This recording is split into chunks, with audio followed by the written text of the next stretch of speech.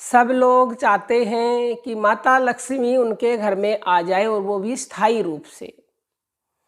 तो करना कोई कुछ चाहता नहीं है। माता लक्ष्मी को तो ऐसे घर प्रिय हैं, माँ लक्ष्मी और दरिद्रता देवी दोनों बहनें हैं ये। तो एक बार ये आपस में बातें करने लगी तो माँ लक्ष्मी ने दरिद्रता देवी से पूछा कि बहन, तुझे कैसे घर पसंद है, तुम कैसे घरों में रहना पसंद करती हो। तो दरिद्रता ने स्पष्ट कह दिया कि जिन घरों में लोग सूर्य उदय होने के बाद भी सोए पड़े रहते हैं, जिन घरों में टाइम से ना नहाना है, ना धोना है, ना साफ सफाई होती है, गंदगी रहती है, आपस में लड़ाई झगड़े रहते हैं, कलह रहती है, प्रेम नहीं है, मुझे तो ऐसे घर पसंद हैं। मैं तो उन घरों में निश्चित रूप से रहूंगी और सदा सदा के लिए रहूंगी।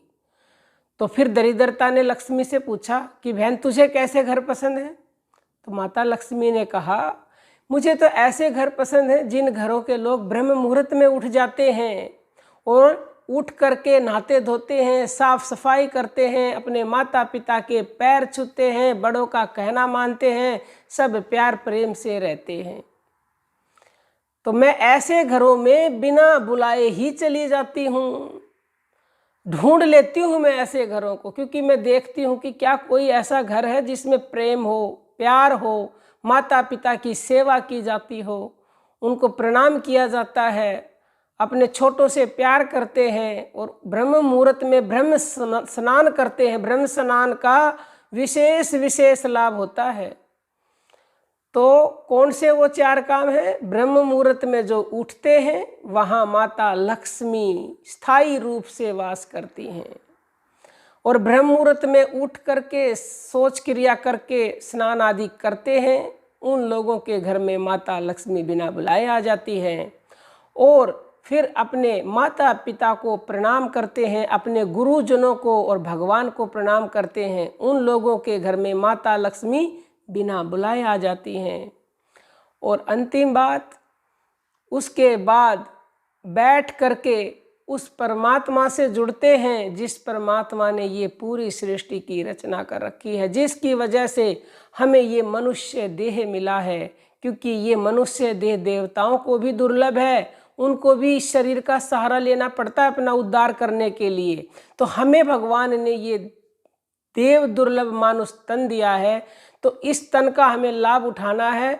और जो व्यक्ति ये मानुष तन पा करके प्रतिदिन ब्रह्म मुहूर्त में 3 से 5 बजे का जो समय होता है, उस समय उससे जुड़ जाता है, जिस भी तरह से वो जानता है, पूजा पाठ करता है, नाम जब भजन ध्यान करता है, तो उस घर में तो माता लक्ष्मी अवश्य ही आती हैं। क्योंकि भगवान का नाम जप करने का मतलब है आप लक्ष्मीपति के नाम का जप कर रहे हो। और जिस घर में लक्ष्मी के पति का ध्यान भजन नाम जप किया जाता है, वहाँ तो वो ना चाहते हुए भी आएगी, क्योंकि जहाँ उनके पति हैं वहाँ तो उनको आना ही पड़ेगा।